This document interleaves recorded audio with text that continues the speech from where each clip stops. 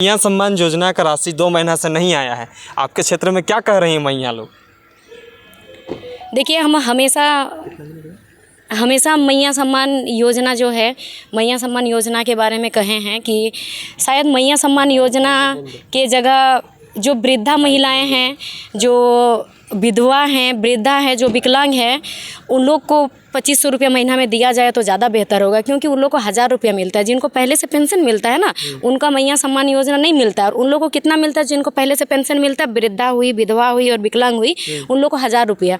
अब बताइए, उनका करने के लिए कोई नहीं है। एक विकलांग का जाके कहीं काम नहीं कर सकती है, उनको ज़रूरत है 2500 रुपया का। एक विधवा है, जो कि विधवा है, वृद्धा है, मतलब एज ज़्यादा हो चुका है, तो वो भी नहीं कर सकती है कहीं जा कर के काम, उनका कमाने के लिए भी कोई नहीं है, तो उनको ज़रूरत है 2500 रुपया। और जैसे कि हम जैसे लड़की हैं, हम लोग जैसे हैं, तो हम लोग का जो पढ़ी लिखी लड़की है, उन लोग को रोज़गार देना चाहिए। मतलब रोजगार? हाँ, रोज़गार देना चाहिए, क्योंकि हम शुरू से ही मैया सम्मान योजना को लेकर के यही बात कहते हैं कि रोज़गार मिलना चाहिए। योजना उन लोगों को मिलना चाहिए जिनका कमाने के लिए। माननीय मुख्यमंत्री हेमंत सोरेन जी का कैबिनेट बैठक में एक ये नियम लागू किया गया कि शराब नीति, अब हर जगह पे आपको शराब मिलेगा। घर दूरा कहीं भी चौक चौराहे पे चल जाइएगा, अब शराब आपको मिलेगा। तो ये नियम आपके लिए क्या लगता है कि माननीय का जो है, आप लोग नीतियों का विरोध करते हैं, अगर गलत रहता है तो उसका विरोध करते हैं, सही रहता है सपोर्ट करते हैं। शराब नीति को कैसे देख रहे हैं, क्या सही होगा?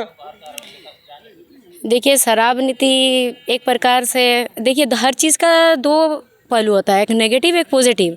तो ज़्यादातर ये नेगेटिव की ओर ज़्यादा जा रहा है। नेगेटिव की ओर इसलिए क्योंकि हमारा झारखंड, आप पहले से अभी तक का देखिए, अगर झारखंड के लोग बर्बाद हो रहे हैं, अगर हमारा ज़मीन जायदाद सब छीना जा रहा है, अगर हमारा सब कुछ ख़त्म हो रहा है, तो कहीं ना कहीं नशा और शराब की वजह से हो रहा है। आदमी बेरोज़गार हो रहा है शराब की वजह से, कोई पढ़ लिख नहीं रहा। अगर कोई लड़का मान लीजिए कि 8-9 क्लास में भी पढ़ रहा है, तो अब गांव सुदूर क्षेत्र में जाइए, वो भी शराब पीता है। तो इसमें हमारा झारखंड डेवलप नहीं करेगा, कभी भी झारखंड और पीछे की ओर चला जाएगा। मतलब शराब नीति को आप किस पहलू में देख रहे हैं, नेगेटिव या पॉजिटिव? पॉजिटिव में देखिएगा तो रोज़गार है, लेकिन वैसे रोज़गार का क्या करेंगे जिसमें सारे लोग ही बर्बाद हो जाएंगे, सब लोग बर्बाद हो जाएंगे, इसमें हर बच्चा बर्बाद हो जाएगा। इसमें कहीं ना कहीं शराब की वजह से जो है महिलाएं कहीं ना कहीं उत्पीड़न झेलती है। तो लगता है कि झारखंड में भी वो दौर आएगा, अगर गांव देहात में शराब का बिक्री अगर खुलेआम होने लगेगा, तो महिलाओं का जो उत्पीड़न पहले हो रहा था और जो अभी हो रहा है, और शराब अगर गाँव देहात सुदूरवर्ती क्षेत्र में जाएगा, तो महिलाओं को क्या समस्या हो सकती है? आप भी एक महिला हैं। अब जैसे सुदूरवर्ती का बात की है, शराब को लेकर महिला उत्पीड़न होती है, ये सही बात है, होती है, थोड़ा नहीं बहुत ज़्यादा मात्रा में होता है। आप गांव क्षेत्र में जाके देखिएगा, कई अधिक मात्रा में होता है।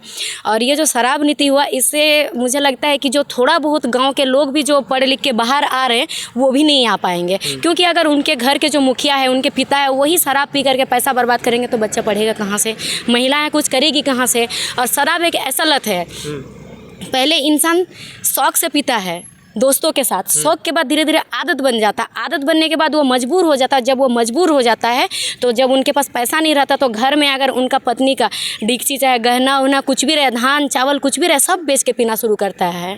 मतलब ये स्थिति आने वाला है, ये होता है और अभी भी हो रहा है गाँव क्षेत्र में। जितना भी आप गाँव जाइएगा, गाँव में ये अभी भी हो रहा है। और अगर सोचिए नीति पूरी तरह से ये होगा, तो नहीं लगता कि झारखंड जहाँ है यहाँ भी रहेगा, इससे भी कई पीछे चला